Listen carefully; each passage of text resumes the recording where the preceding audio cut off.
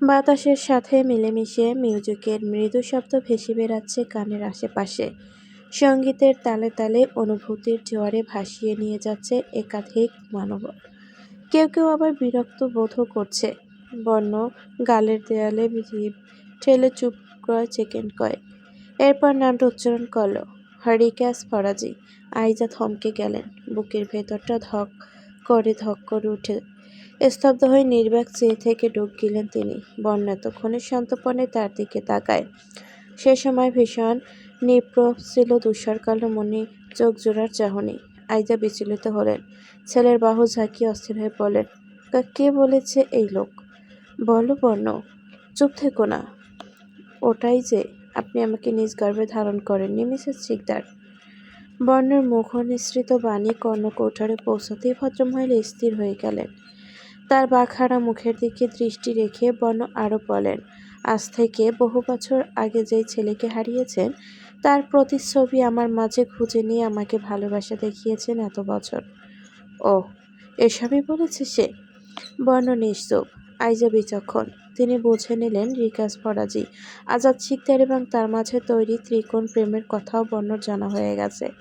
এই নিয়ে তিনি কোনো প্রশ্ন করলেন না, শুধু কম্পিত গলায় জানতে চাইলেন, বাহিরের কেউ একজন এসব বলল আর তুমি বিশ্বাস করে নিলে? একবার উচিত ছিল না মাকে প্রশ্ন করা? বর্ণ বলল, দেশে বিদেশে ট্যুরের নাম করে ছেলের খোঁজে যেতে, অথচ আমি ভাবতাম মস্ত বড় পৃথিবীকে কাছ থেকে দেখাতে, নতুন অভিজ্ঞতার সাথে পরিচয় করিয়ে দিতে আমাকে ঘুরিয়ে দেখানো হতো। প্রতি জন্মদিনে সবাই উইশ করতে উপস্থিত থাকতো, শুধু তুমি ছাড়া। আমার সীমা থেকে দূরে সরে নিজেকে রুমবন্দি রাখতে, ছেলের ছবি আঁকড়ে ধরে অঝরে কাঁদতে। নিঃসন্দেহে ছবিতে আমি ছিলাম না। ওই দিন আমার চেহারা দেখতে চাইতে না। নিশ্চয়ই ছেলেকে হারানোর পেছনে কোথাও না কোথাও আমি ছিলাম এবং আছি, এমন কিছুই ভাবতে। আইজা কাঁদছেন। টুপটাপ চোখ থেকে অশ্রু গড়িয়ে পড়ছে। অশ্রুসিক্ত চোখে পলক ফেলে আচমকা চর বসালেন ছেলের গালে। বর্ণ কোনো প্রতিক্রিয়া দেখালো না এতে, কেবল তাকিয়েই থাকল। ক্রন্দনরত গলায় তিনি বলেন, বছরের 364 দিন তোমাকে দিয়ে বাকি একটা দিন ছবির ছেলেকে দিয়েছি বলে তোমার বিশ্বাস হয়ে গেল ওই লোকটার কথা? আর কিছু যাচাই করার প্রয়োজন মনে করলে না? ছোট বাচ্চার মতো অভিমান করে বাড়ি ছেড়ে পরিবার ছেড়ে দূরে চলে গেলে? বর্ণ যেন আশার আলো দেখতে পেল। চেহারার গম্ভীর নির্বিকার ভাব ছেড়ে বাচ্চা বর্ণটির মতো মার হাত ধরে আচমকা ঝাঁকাতে ঝাঁকাতে উম্মদের মতো বলল, মম মম, একবার বলে দাও ও যা বলেছে আর আমি যা শুনেছি সব মিথ্যা ছিল মম। চোখের পানি মুছে আইজা গম্ভীর মুখে বলেন, সব সত্যি। ব্যাস, এই একটা শব্দ বর্ণকে শান্ত নিস্তেজ করে দিল পুনরায়। মাকে ছেড়ে দিল নিমিষেই। হাঁটু গেড়ে বসে পরপর মার হাঁটু জড়িয়ে ব্যথাতুর গলায় বলল, এই জন্যই তোমার কাছে আসিনি, প্রশ্ন করিনি কোনো। তোমার মুখে এই নিষ্ঠুর কথাটা শোনার সামর্থ্য ছিল না আমার মম। সময় সময় যখন আমি ভাবি এই টাকা কড়ি গাড়ি বাড়ি নাম যশ ক্ষমতা সব মূল্যহীন, এর বাইরে আর কি আছে আমার, যেখানে গেলে হৃদয়ের তোড়পাড় সেরে গিয়ে প্রশান্তি আসবে, ঠিক সে সময় মনে পড়ে আমার মম আছে, যার কোলে মাথা রাখলে পৃথিবী জয়ের মতো শান্তি পাওয়া যায়। সেই মমের মুখে আমি তার সন্তান নই, কথাটি শুনতে কিভাবে ছুটে আসলাম বলো। চোখের কোণ ঘেঁষে অঝরে অশ্রু গড়িয়ে পড়ে আইজা। ফুপিয়ে কেঁদে উঠলেন তিনি। বর্ণ অস্থির হয়ে বলল, মমও জানতো, প্রকাশ না করলেও আমার দুর্বলতা আমার পরিবার, আমার মম, তাই আমাকে ভেঙে চূর্ণ করে দিতে এই চালটাই চাললো।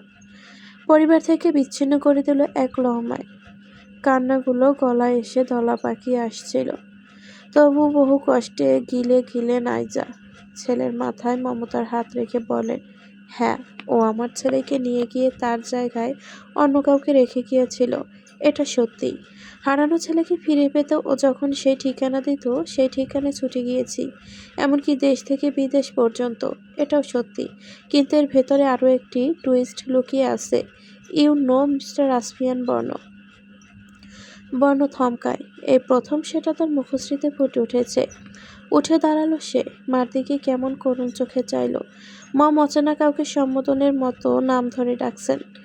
মুহূর্তের পর করে দিল তাকে। সে বিরক্ত হলো, কিংবা কল এড়িয়ে গেলেও আগের মতো বারবার করে ফোন দেবে না। যোগ গিলল বর্ণ, চোখ দুটো রক্তভাব হয়ে আছে। গলা খাকারি দিয়ে বলল, আমি আসছি। কদম বাড়িয়েছিল কেবল। আইজা বলেন, সেদিন টুইন হয়েছিল আমার। বর্ণ থেমে গেল হঠাৎ, তড়িৎ পিছু ঘুরল। হুম, দুটো ফুটফুটি ছেলে হয়েছিল সেদিন। বলতে গিয়ে আইজার ঠোঁটে মুগ্ধকর হাসির রেখা ফুটে ওঠে। তিনি বললেন, এরপর রিকাজ ভেবেছিল একটাই, পাল্টে দিয়ে তাদের মধ্য থেকে একজনকে নিয়ে চলে গেল। সে ধরাছোঁয়ার বাইরে। অন্যজন তখন আমার কাছে নয়, আম্মার কাছে ছিল। বাচ্চাটা খুব তেজি ছিল কিনা সেই থেকেই কেঁদে বাড়ি মাথায় তুলত। আদরে তার ভাগাভাগি চলবে না, পুরোটাই নিজে দখল করবে। তাই নাতির জন্য তুলে রাখা আদর সব তাকেই ঢেলে দেবে বলে আম্মা নিজের কাছেই প্রায়শই তাকে রাখত। রিকাজ করলে বারবার বলতো, তোমাদের একমাত্র সন্তান আমার হেফাজতে। তখন আমরা বুঝেছি টুইনের ব্যাপারে সে অবগত নয়। ভয়ে থাকতাম, এই বুঝে সে এলো আর অন্যজনকেও নিয়ে গেল। তাই একদিন আম্মার সাথে আমার সেই ছোট্ট মানিককেও দূরে পাঠিয়ে দিলাম। ভালোবেসে তার নাম রেখেছিলাম। থেমে বর্ণর দিকে চেয়ে বলেন, আসফিয়ান বর্ণ। তারপর সে কোথায় যাকে রেখে গিয়েছিল? রিকাস নিজের কৃতকর্মের কথা বুক ফুলিয়ে বলেছিল কিভাবে তার বাবা মাকে মেরেছে কেবল সম্পদের লোভে। আমি মা গর্ভে ধারণ না করলেও নিষ্পাপ শিশুটিকে অযত্নে রাখতে পারিনি। সে তো নির্দোষ, কিন্তু বেশি দিন আমাদের মাঝে সে থাকেনি। নিউমোনিয়ায় আক্রান্ত হয়ে মাস দুয়েক পরই পৃথিবীর সাথে অভিমান করে চলে গেল না ফেরার দেশে। রিকাজের কাছে সে সংবাদ পৌঁছাতে দেইনি আমরা। তোমাকে আবারও নিজের কাছে ফিরিয়ে আনলাম। তাই তার ধারণা ছিল তুমি সেই বাচ্চাটি যাকে সে রেখে গিয়েছিল। আইজা ঠাই দাঁড়িয়ে থাকা বর্ণর দিকে চেয়ে বলল, তোমরা দুজন একসাথে জন্মেছিলে। ওর কথা কখনো উল্লেখ করার সাহস করতাম না। পাশে রিকাজ এসে আবার যদি সবটা এলোমেলো করে দিয়ে যায়। বছরের সব দিন তোমাকে দিয়ে শুরুর একটা দিন ওর জন্য উৎসর্গ করতাম। সবার উপস্থিতিতে তোমার সামনে দাঁড়ালে সেদিন আমার ভেতরের আহাজারিগুলো লাগাম টেনে রাখতে পারবো না বলেই রুমবন্দি থাকতাম। একই দিনে জন্ম তোমাদের, অথচ একজন আমার বুকে, অন্যজন কোথায় কে জানে। তোমাকে আগলে রাখতে আমি আছি, কিন্তু সে কেমন আছে অজানা। তোমাকে পরেও আদর করতে পারবো, কিন্তু তাকে? বছরের একটা দিন তার ছবির সাথে জন্মদাত্রী মা হিসেবে কাটানোটা আমার ভুল? বর্ণের সব প্রশ্নের উত্তর দেওয়া আর সময় আছে? সে তো এখনো পড়ে আছে মার সেই কথাতে। সে ছোট্ট মানিককেও দূরে পাঠিয়ে দিলাম। ভালোবেসে তার নাম রেখেছিলাম আসফিয়ান বর্ণ। আচমকা ভদ্রমহিলাকে জাপটে ধরল বর্ণ। মম, ইউ আম্মু। আম্মু আমি তোমারই ছেলে। মাত্রই বললে না আম্মু তুমি আমার মম। সে কি বলতে কি বলেছে নিজেও জানে না। আইজা ঠোঁট কামড়ে হেসে পরপর শক্ত গলায় বলো, নো মিস্টার আসফিয়ান বর্ণ, আমি কেউ নই আপনার। বর্ণর চক্ষু সুতল হলো হুটহাট। তার আরও কিছু জানার আছে, যার উত্তর দেবে রিকাজ ফরাজি। ডান্স পারফর্মের জন্য আলাদা স্টেজ করা হয়েছে। দুপাককে মাঝে দাঁড় করিয়ে দুলহান গানে কাজিনদের অধিকাংশ ডান্স করছে সেখানে। সুখ ও দূর চেয়ারে বসে অনেকক্ষণ ধরে বড় মার ব্যালকনিতে পর্যবেক্ষণ করছে। বর্ণকে তো সে চিনে নিয়েছে। আধারে যদিও কারো মুখ স্পষ্ট দেখা যাচ্ছে না, তবুও সে চিনতে পেরেছে পাশে বড় আম্মুই আছে। কি বলছেন তারা? কি কথা হচ্ছে ওখানে? আড়ি পেতে শুনবে একবার।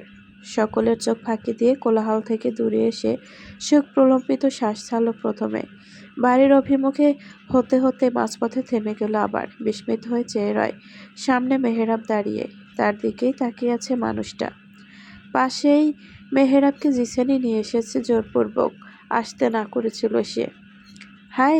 জিসান হাসল মৃদু। প্রত্যুত্তরে সুখ আর চোখে এক পলক মেহেরাবকে পরখ করে অপ্রস্তুত হেসে মাথা নাড়ে। সিয়ামও উপস্থিত সেখানে। সে জানতে চাইল বর্ণ কোথায়। ভাবি ফোন তুলছিল না আমাদের। সুখ বাড়ির দিকে ইশারা করে বুঝালো, ভেতরেই আছে হয়তো, আমি দেখছি, আপনারা বসুন না। রাজবীর এসে স্টেজের সামনে পাতানো চেয়ারে বসতে নিয়ে গেল তাদের। মেহেরাবকে দেখে নুরা ছুটে এলো। সপ্তাহে অন্তত 2 থেকে 3 বার তাদের কথা হয় এখনো।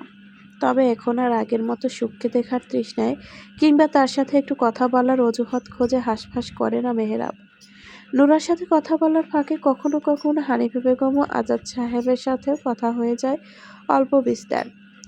মেহরাব বেশিক্ষণ থাকেনি, মিনিট 20 পর একাই ফিরে গেছে এবং রাতেই জেসিকে নিয়ে রওনা দিয়েছে ঢাকার উদ্দেশ্যে। মেয়েটা তবু মেহরাবের সাথে ঘর করবে না যে দেখিয়েছিল, কিন্তু বেশিক্ষণ যেতে স্থির থাকতে পারেনি। পরে আরও 2 দিন থেকে যাওয়ার আবেদন রাখল। মেহরাব কি শুনবে সেসব আবেদন? উপায়ন্তর না পেয়ে ভাইয়াকে কল করলো। জিসানও মেহরাবের দলে যোগ দিয়ে বলল কদিন পর আবার সে নিজে গিয়ে জেসিকে আনবে। তখন ভাইয়ের উপর কি যে অভিমান হলো জেসির। আজ বহুদিন পর বন্য মার কোলে মাথা রেখে সময় কাটিয়েছে। শেষ কবে এই শান্তির জায়গায় এমন মাথা রেখেছিল ইয়াত্তা নেই। বন্য চলে আসার সময় আইজে পিছু থেকে বললেন, কাল থেকে নিশ্চয়ই আবার আগের মতো সেই রুক্ষ গম্ভীর বন্যটা হয়ে যাবে। বন্য পিছু ফিরে এসে এক হাতে তাকে জড়িয়ে ধরে বলল সন্দিহান হয়ে, সিরিয়াসলি?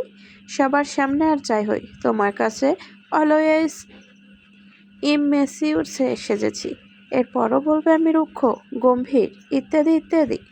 গালে গাল লাগিয়ে এক হাতে বন্যর মাথা ছুঁয়ে অভিমানী গলায় বললেন, সত্যিই ইমেসিওর, নিজেকে অতি চতুর মনে করো, অথচ ইচ্ছে করছে ছোটবেলার মতো কান টেনে পিঠে কয়েক ঘা বসাই।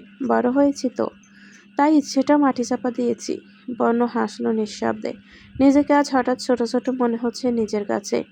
মনে হচ্ছে বহু যুগ পর মার সান্নিধ্য এসেছে। চলতি পথে হারিয়ে যাওয়া মাকে দীর্ঘদিন পর পুনরায় ফিরে পেয়েছে। একটু পর বলো, আমার সাথে আরও একজন পৃথিবীতে এসেছিল, বলনি কেন কখনো? আইজা হঠাৎ ফুপিয়ে কেঁদে উঠলেন। এরপর বলেন, বলে কি হবে, ওই জানোয়ার বলেছে ওকে নাকি সে মেরে ফেলে দিয়েছে। তাই তো খুঁজতে খুঁজতে ব্যর্থ হয়ে একসময় খোঁজা বন্ধ করে দিয়েছিলাম আমরা। কিন্তু আমি আজও বিশ্বাস করি ভাগ্যর জোরে সে হয়তো বেঁচে আছে, পৃথিবীর কোথাও না কোথাও থেকে শ্বাস নিচ্ছে। হ্যাঁ। বন্য অন্যমনস্ক হয়ে কপাল গুটিয়ে কি যেন ভাবে। আইজা পুনরায় বলেন, আমি আজও ভয় পাই। সব সময় তোমাদের নিজের কাছাকাছি আগলে রাখার চেষ্টা করি, ছোটবেলার মতোই। আমার কি মনে হয় জানো, সুখের সাথে যা হলো, আর যে লোক শাস্তি পেল সে তো চোখে দেখতে পায় না, কানেও নাকি শোনে না। নিশ্চয়ই জানো, আরটাই এসব ঘটিয়ে এরপর ভয় দেখিয়ে ওই লোকটাকে ফাঁসিয়ে দিয়েছে। আমার ধারণা ভুলও হতে পারে, কিন্তু গলা খাকারি দিয়ে বর্ণ বলো, যা কিছু হতে পারে মম, সত্যিটা কেউ জানে না। মিউজিক থেমে গিয়েছে হঠাৎ। নীরবতার মাঝে দরজা নক করার আওয়াজ আসে। বর্ণ না তাকিয়ে বলো, আসুন। লজ্জা মিশ্রিত হেসে ধীরে ভেতরে প্রবেশ করে সুখ। গায়ে পার্পল কালার লেহেঙ্গা জড়িয়ে, উভয় হাতে মেহেদির আঁকিবুকি। খুব নিখুঁত পর্যবেক্ষণী দৃষ্টিতে চোখ বুলিয়ে দেখা যাবে তাতে লেখা আসফিয়ান বর্ণস বউফুল। লেখার উপরে নিচে চারপাশে ডিজাইন করা, তাই এক লেখায় লেখাটা ঠাহর করা যায় না। সুখ কাল রাত অপেক্ষায় থাকতে থাকতে ঘুমিয়ে গিয়েছিল। বর্ণ কখনই সেই কাজ সম্পাদন করেছে সে সঠিক জানে না, তবে ভোরে চোখ মেলতেই দেখতে পেয়েছিল মানুষটা সজাগ। তার মেহেদির রাঙা হাত দুটো রক্ষাকর্তা হিসেবে উৎসুক চেয়ে আছে। তপ্ত শ্বাস ছেড়ে সুখ এগিয়ে গেল। আসার পর থেকে সে লক্ষ্য করছে বর্ণ ভাই বড় মাকে এড়িয়ে চলছিল। আজ আবার তাদের একসাথে দেখে ফ্যালফ্যাল করে সামনে চেয়ে হাঁটার মাঝে পায়ের নিচে লেহেঙ্গা বিঁধে গিয়ে মুখ থুবড়ে সোজা গিয়ে পড়ল বর্ণর প্রশস্ত বুকে। স্থবিত হয়ে লজ্জায় কুঁকড়ে যায় সুখ। বড় মার সামনে মানহানি। উপরন্তু বর্ণ দোপাট্টার অভ্যন্তরে হাত গলিয়ে কোমর আঁকড়ে ধরেছে। সরে আসতে চাইলে বাঁধন আরও গাঢ় করছে। আইজা অপ্রস্তুত, এদিক ওদিক নজর ছিটালেন। ছেলে মেয়ে তিনজনই লজ্জার জিনিসটা ঘাটতি নিয়ে পৃথিবীতে এসেছে। গলা খাকারি দিয়ে বলেন, ঠিক আছে সুখ? মুখে অসন্তুষ্টের ছাপ ফুটিয়ে সুখ উপর নিচ মাথা দোলায়। বর্ণ তাকে ছুঁড়ে ফেলার মতো এক হাত থেকে ও হাতে হস্তান্তর করে নিজের সাথে মিশিয়ে বলল, মম, আমাদের দুজনকে একসাথে কেমন মানায়? কখনো প্রেস করনি, ডোন্ট ফরগেট দ্যাট। ইচ্ছে করেই যেন পুরনো ঘাত তরতাজা করে দিল। ভদ্রমহিলা চোখ কঠিন করে তাকালেন। বিয়ে করার সময় বলেছিলাম আমায়? তুমি তো জানোই মম, প্ল্যান নয়, সাকসেস আর রেজাল্ট দেখাতেই আমি বেশি ভালোবাসি। ও, তার মানে ওকে আবার নিজের সাথে নিয়ে গিয়ে এরপর সাকসেস হিসাবে একদিন হুটহাট কোলে আমার নাতিকে নিয়ে দরজার সামনে এসে দাঁড়াতে তোমার বিবেকে বাঁধবে না? নাতি শব্দটা শুনে গুটিসুটি মেরে রয় সুখ। কেন এসেছিল, কি বলতে এসেছিল সব ভুলে বসেছে। বর্ণ দ্রুত চোখ মানিয়ে তার মেয়ে যা মুখের দিকে চেয়ে ফিসফিসিয়ে বল, প্ল্যান তো এমনই, আজকাল পরশু বা তরশু যে কোনো রাত প্রেসেস এন্টার করতে পারি। Get ready sweater. আইজের কাছ থেকে সরে এসে জিসানদের সাথে বেরিয়ে গিয়েছিল বর্ণ। যাওয়ার আগে আজাদ সাহেবের মুখোমুখি হলেন। আব্বু বলে জড়িয়ে ধরল কিছুক্ষণ। ভদ্রলোক অবাক হয়েছেন বটে। তিনি খাঁটি বাঙাল। ওনার মতে ড্যাড মম শব্দগুলো ইংরেজি। আব্বু আম্মু অথবা বাবা মা ডাকে যতটা আবেগ মিশে থাকে, ইংরেজি শব্দগুলোতে তেমন থাকে না। বর্ণকে কতবার যে নিষেধ করেছে এসব সম্বোধন না যেতে, কিন্তু নিষেধাজ্ঞা মানতে পারেনি। কেউ হাঁক করলে বিপরীত জনকেও আগলে নিতে হয় মিস্টার সিকদার, নয়তো ইনসাল্ট ফিলিং হয় তার। অবাকতার রেশ কাটিয়ে ছেলের পিঠে চাপড়ে তিনি বললেন মৃদু হেসে, মার সাথে অনুযোগ অভিমানের পর্ব চুকে কম্প্রোমাইজ করে নিয়েছ অবশেষে, মাই বয়। বর্ণ হাসল। কানে কানে কিছু বলতে ভদ্রলোক অপ্রস্তুত ভঙ্গিতে চোখ রাঙিয়ে স্থান ত্যাগ করলেন। আড়ালে গিয়ে পরপর হেসেও ফেললেন আবার। জেসি ঘুমে ঢলে পড়তে চাইছে, পরক্ষণে চমকে পুনরায় সিটে মাথা এলিয়ে দিচ্ছে। মেহরাব ঘাড় ঘুরিয়ে একবার দেখল তার অবস্থা, কিছুই বলল না। ড্রাইভার গাড়ি চালাতে মনোযোগী, তারা ব্যাক সিটে। জেসির এক সময় সন্তর্পণে মেহরাবের কাঁধে মাথা রাখে। নিঃশ্বাসের শব্দ ভারী শোনাচ্ছে। বাঁকা চোখে এক ঝলক দেখে সম্পূর্ণ ঘাড় ঘুরিয়ে চাইল মেহরাব। মেয়েটাকে অনুভূতিতে ভালো লাগায়, ভালোবাসায় কোনো কিছুতে ঠাঁই দিতে চায়নি সে, কিন্তু না চাইতেও মেয়েটা জীবনের একটি অংশ হিসেবে জড়িয়ে গেল তার সাথে। এটাই কি তিন কবুলের শক্তি? জেসির খোলা চুল আশ্রে এসে মুখ ঢেকে গেছে, ফলস্বরূপ তার চেহারা দেখার জো নেই।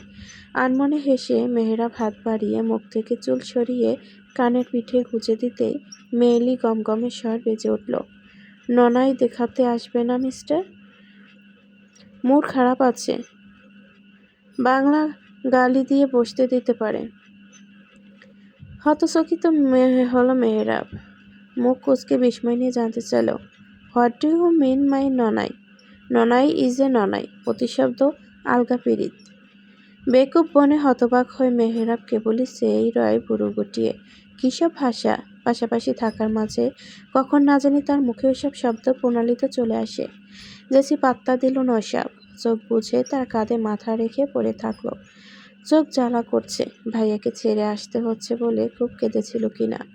অভ্র বিদেশে পড়তে গিয়েছে বেশ কদিন হলো, এখন তুফার বিয়েতে সশরীরে উপস্থিত থাকতে না পেরে ছটফট করছে। বিকেল থেকে ভিডিও কলে ল্যাপটপের সামনে বসা, এখনও রাজবীরের সাথে সংযুক্ত আছে। কাজিনগুলো তার অস্থিরতা দেখে দ্বিগুণ উৎসাহে তাকে লোভ দেখাচ্ছে। তুফার হোয়াটসঅ্যাপে মেসেজ এসেছে মাহিরের নাম্বার থেকে। আজ কোনো লাজ লজ্জা নেই, শালিকাদের কাছে তুফার ছবি চাইছে এই মুহূর্তে। শালিকারা তখন গোল মিটিংয়ে। রিপ্লাই বলো, জিজু হবু বউয়ের মুখ দর্শন করতে চাইলে নগদ অর্থ প্রদান করতে হবে। মাহির কিছু ভেবে জবাবে বলো, সুযোগের সদ্ব্যবহার, তাহলে তো বউয়ের সাথে দেখা করার সুযোগ করে দিতে হবে, এবং সেটা আজ রাতেই। তারা পরস্পরের মুখ চাওয়াচাই করে অদূরে তুফাকে দেখল একবার। রশ্মিতা রিপ্লাই দিল, লুকিয়ে চুরিয়ে? ইয়েস জিজু, আপনি এত ভীতু জানতাম না তো।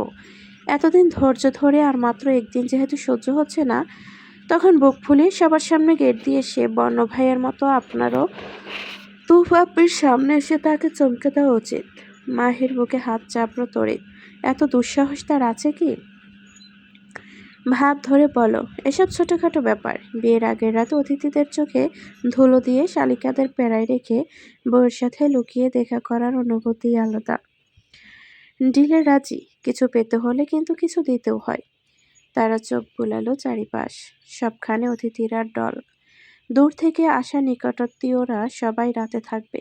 পরক্ষণে ইবরাত বলল, ধরা পড়লেই বা কি, হবু বউয়ের সাথে একটু দেখাই তো করবে, চুরি তো আর করছে না।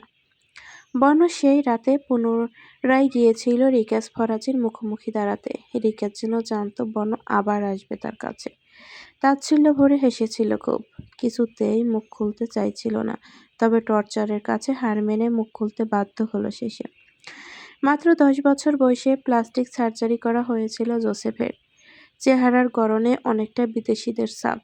তাকে নিজের চাহিদা মতো গড়ে তুলতে এতটুকু খুঁত রাখেনি রিকাজ ফরাজি। ড্রাগস, স্মাগলিং, খুন খারাপি রন্ধ্রে রন্ধ্রে মিশিয়ে দিয়েছে।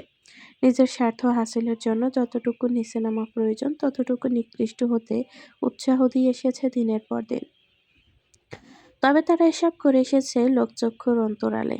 এদেশ ওদেশের এক এক নারীকে জীবনসঙ্গী করার পেছনেও ছিল কেবল স্বার্থ রক্ষা। সেসব মেয়েদের কারো বাবা জোসেফের বিজনেস পার্টনার, অথবা কারো ভাইয়ের সাথে প্রতিশোধ নিতে বোনকে প্রেমের জালে আটকে বিয়ে করেছে। এই বিষয়ে ব্যতিক্রম ঘটেছিল শুধুমাত্র মায়রার ক্ষেত্রে।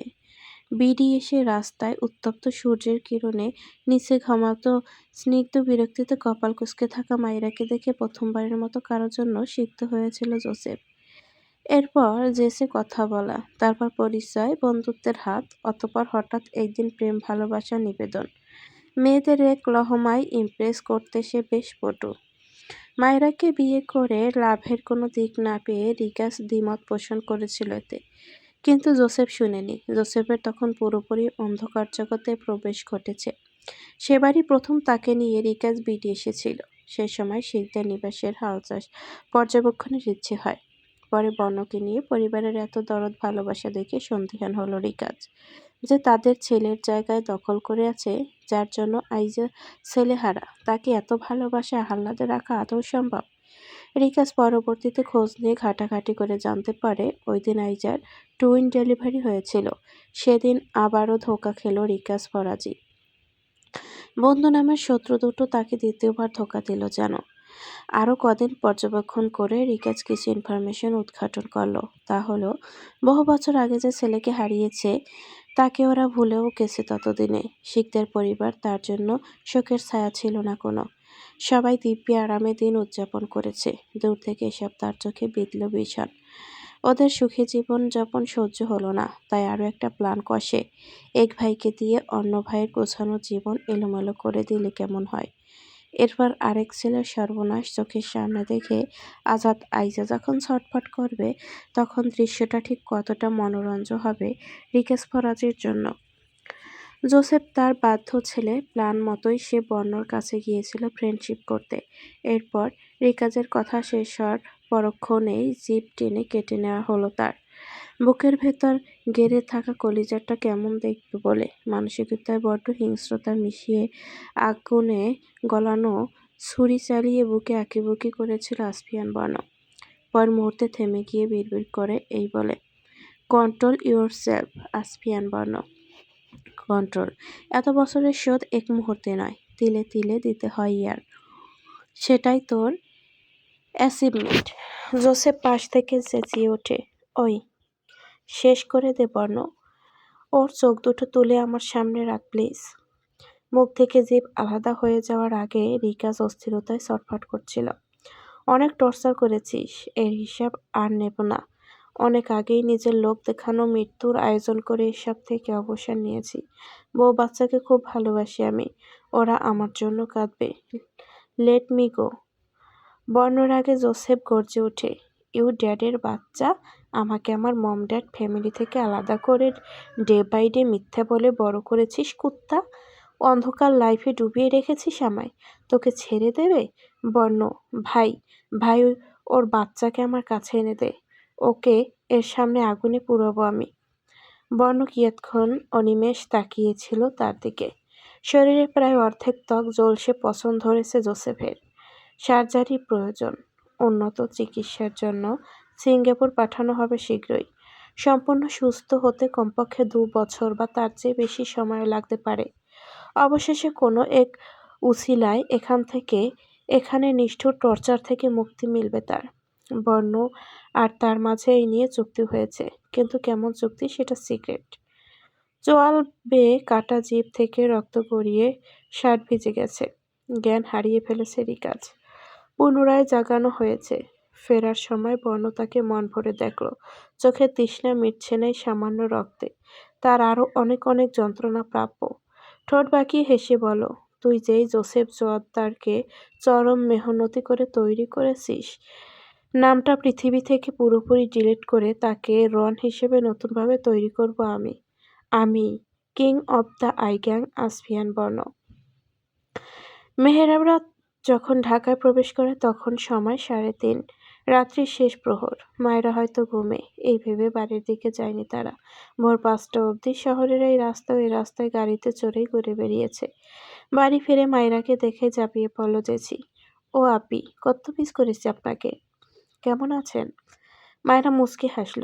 তোমাকে ফিরতে দেখে আগের চেয়ে বেটার। মীরাব কোথায়? ওকে দেখে আসি। একরাশ উচ্ছ্বাস নিয়ে কক্ষের দিকে ছুটল সে। পিছু থেকে মায়েরা, মীরাব ঘুমোচ্ছে বলতে গিয়েও থেমে গেল। মৃদু এসে গাড় বাঁকিয়ে মেহেরাবকে দেখল একবার। ভাইটা বোধহয় লজ্জা পাচ্ছে। জেসিকে নিতে যাওয়ার কথা তাকে মুখ ফুটে বলেনি। একই বাড়িতে থেকে মেসেজ জানিয়েছে। তুফার ক্ষেত্রে মায়ের বদলি মা হিসেবে প্রথম যার স্থান সে হলেন নানু। রাতে হানিফা বেগম তাকে নিজের কাছে এনে রেখেছেন। কোলে মাথা রেখে চুলে বিলি কেটে ঘুম পড়িয়ে দিয়েছেন। মেয়েটা খুব কেঁদেছে তখন। ভোরের আজানের ধ্বনিতে ঘুম ভাঙল। তার আগেই হানিফা বেগম জাগ্রত হয়েছে। চোখ খোলে নানুকে মাথায় হাত বুলিয়ে দিতে দেখে গাল পরে হাসল তুফা। উঠছস? হ। তুফা উঠে বসে। ঘড়ির দিকে তাকাতেই বুকটা ধড়াস ধড়াস করে ওঠে। ঢোক গিলে ঠোঁট কামড়ে ধরে। আর মাত্র কয়েক ঘন্টা। এরপর সে বউ সেজেই বাড়ি থেকে আপন জন ছেড়ে চেনা অথচ অচেনা এক পুরুষের হাত ধরে চলে যাবে। এরপর কখনো কখনো ফিরবে ২-৩ দিনের অতিথি হয়ে। হানিফা বেগম মিটিমিটি হাসছেন। মূলত তিনি হাসি আটকাতে পারছিলেন না। তুফা রাগ দেখিয়ে বলল, বুড়ি, আমাকে বিদায় দেওয়ার আনন্দে হাসছো না? ঐকো, ঝামেলা তো এবার বিদায় হবে। হানিফা বেগমের হাসি নিভে গেল মুহূর্তে। হাত উঠালেন।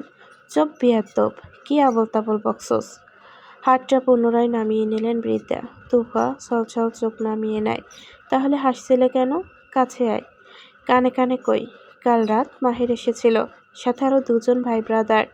ইবরাত, রুস্মিতারা প্রথমে অদূর স্টেজে পেছনে উল্টো ঘুরে থাকা তুফাকে দেখিয়ে পয়সা উসুল করে।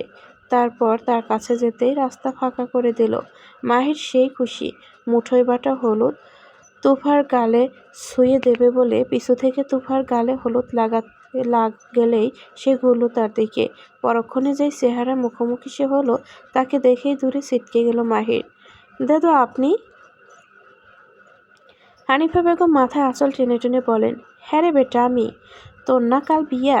এত রাতে কি অঘটন ঘটাইতেইছস এখানে? আমার নাতির সাথে দেখা করবি? মাহির ফেসেছে অথই সাগরে। আমতা আমতা করে কোনো রকম শালিকাদের চোখ রাঙিয়ে গেটে আসতেই পড়ে গেল বর্ণর সামনে। মাহির, কোথাও থেকে ফিরছিস বর্ণ? মাহির ভীষণ অসন্তুষ্ট হলো। কাল বনে বিয়ে, অথচ আজও মহারাজ বাড়ির বাইরে বাইরে। বর্ণর এক হাতে গগলস, অন্য হাতে ফোন। চোখ তুলে ফট করে চাইতেই মাহির অপ্রস্তুত হেসে প্রশ্ন করে, ভাই আপনি? বর্ণ জবাব দেয়নি। কুঞ্চিত কপালে স্থির চেয়ে রইল কেবল। মাহির মুখের ভেতর জিভ কাটে। প্রশ্নটা তো বর্ণ তাকে করবে। সে এত রাতে এখানে কেন? তখন কি জবাব দেবে মাহির? বর্ণর ইতিবাচক নেতিবাচক কোনো প্রতিক্রিয়া না পেয়ে মাহির জোরপূর্বক হেসে বিদায় বাণী শুনিয়ে পাশ কাটিয়ে চলে আসতে ধরলেও সে স্থির দাঁড়িয়ে থাকল। মাহির থেমে গিয়ে পিছু ঘুরে বসের হলো কি, স্ট্যাচু হয়ে গেল হঠাৎ? জিজ্ঞেস করবে কিছু, আকম্মাত কমকমে ধমক ভেসে এলো। এখনো যাসনি? চোখের সামনে থেকে।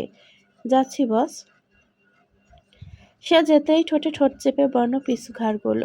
সেকেন্ড কয়েক চেয়ে এরপর তড়িৎ দৃষ্টিপাত করলো তার রুম বরাবর। সুখ ব্যালকনিতে দাঁড়িয়ে রেলিংয়ে ২ হাত ভাঁজ করে মুখ ঠেকিয়ে আছে সেথায়। বর্ণ ঠোঁটে বাঁকা হাসির রেখা দেখা যায়। এগিয়ে গেল সামনে।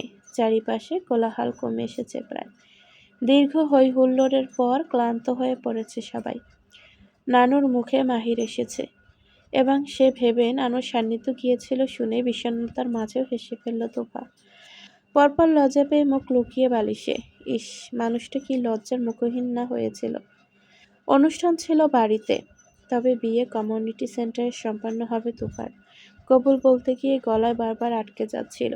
পুরোটা সময় পাশে নানু বসা ছিল। বিদায় বেলায় খুব কাঁদল সে, মামাদের মামিদের সবাইকে জড়িয়ে। শেষে বর্ণর দেখা পেয়েছে জন সগমন থেকে দূরে।